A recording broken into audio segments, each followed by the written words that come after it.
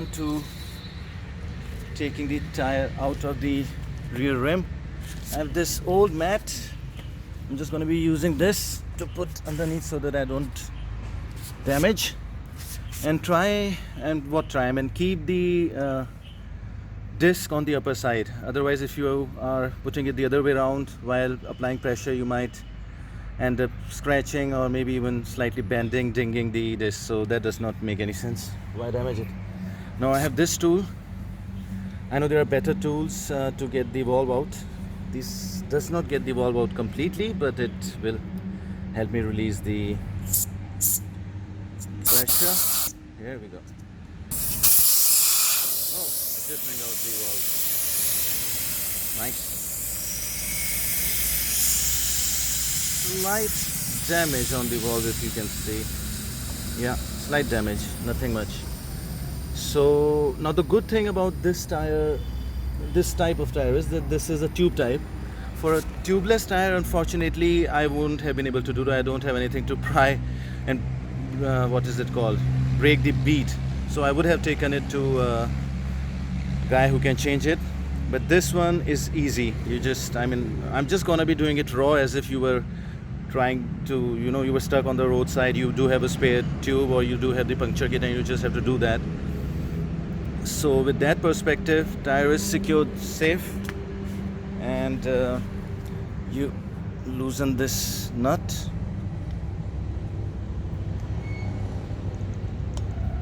Bead breakers are on the tubeless tire, they can be a bit tricky. Not a big fan. I have to buy extra equipment for that. Now for this one though, not much is to be done. You just stand on the tire like this, and if you would have heard it, the bead comes off. Yeah, as you can see, the gap. So that's the good thing. It's all loose.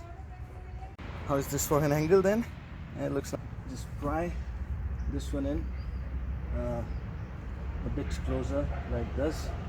This one as well, making sure tube is not getting pinched as discussed. There we go. And here we go. So this stays intact. This should be the final one. Yeah. So as you can see, the tire is almost out. Now it is not gonna be too difficult. Yeah. At this point, the third of these would have come in handy, but that did not scratch it much. And these are coming free now. Now I'm gonna use this here and reach the spot where it is not coming with the hand anymore. And let's go. Here we go. Yeah. Okay. And yeah. Just remains slightly. Okay. So one side is off. Now okay. See, it goes down easily. No fuss. Now once this is done, the tire is free. So you'll find for the tube with hands, bring the tire on the other side, and this is how you get the tube out. There's still some air in it, but now again, just there it is. So it comes all the way up to here, and this up to here, and then it can just come off. Pressing the valve from underneath makes it free. Pull the valve out first, and here we go. So the tube is out, one part free. Let's not get it dirty. Now we have to get the tire off of this side as well. But this is the easiest part. From the other side, you can make the tire stand as well. Just look where the rim is. Just pry this in. I hope you saw that. And now this is just gonna come off very easily. This is ideally the easiest part, but okay. Yeah, so here we go.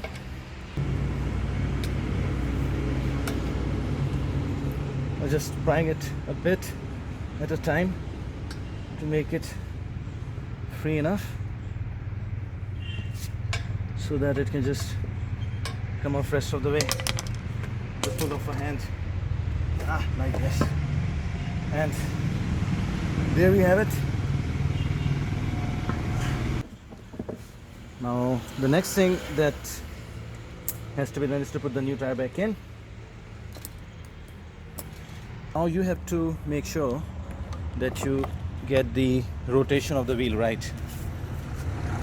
Now how you can do that is there is a mark. There you go. So yeah, that is the rotation. Now the disc comes on this side, so the tire to move forward has to go this way, right? So that is what the rotation indicates. Disc being on this side, it is as simple as that.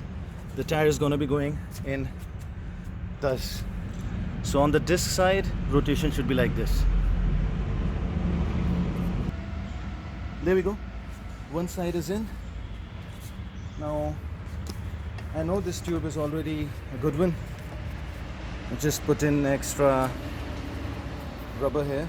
All you have to do is put this in again. The nozzle side would go in first.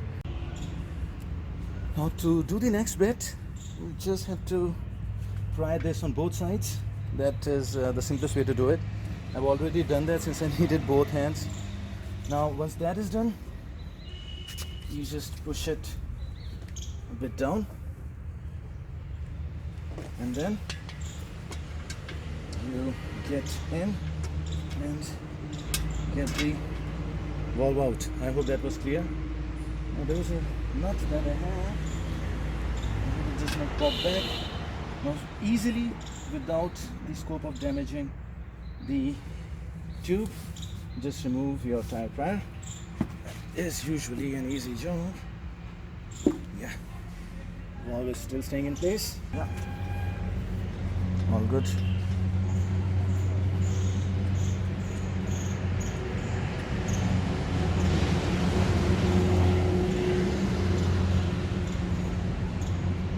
Now these kind of practices can come in handy if you get a puncture on the roadside, trust me. I can put it later, that's technically going in, the tire does not get much damage. My excuse to not to use that. There we go.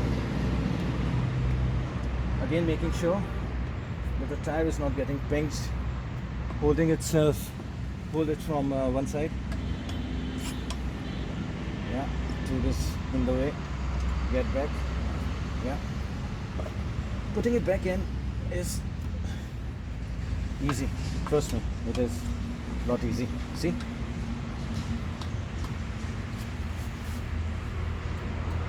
Now, here we go. Yeah, that does it. Okay, so the point to remember at this point is where most of the people get it wrong. Eventually the tire sidewall would be aligning with the rim, and that is why you won't be able to get the entire tire into the rim. Now to take care of that, this is the point to remember. You just have to get the bead out of the sidewall so that it goes beneath that. You just have to stand on it. I know there are machines, but you will hear it cracking and going down, and once you have done that, it will make enough space for the final portion of the tire to go in. Again, if you get stuck, that means again it is getting on the sidewall, and again you have to just get it out of that. So let's try and get the final portion of this part, sorry, of this tire in. And this is how easily it is going to go. And this is where most of the people fumble. They would let the tire just on the side wall, and it will not leave enough gap there. So this is the only thing that has to be taken care of. Otherwise, this is a very simple process. I hope that was clear, and you can see how beautifully, I mean, if I try, I think it can even go back in by the hands. I can try that. You see, this is it. Now this is how you get the tire on. I hope this comes in handy. Now what's left is just to make sure that once you have filled in the air, these just fit in perfectly and they're aligned. This gap here as well as on the other side, that is all. I'll catch up.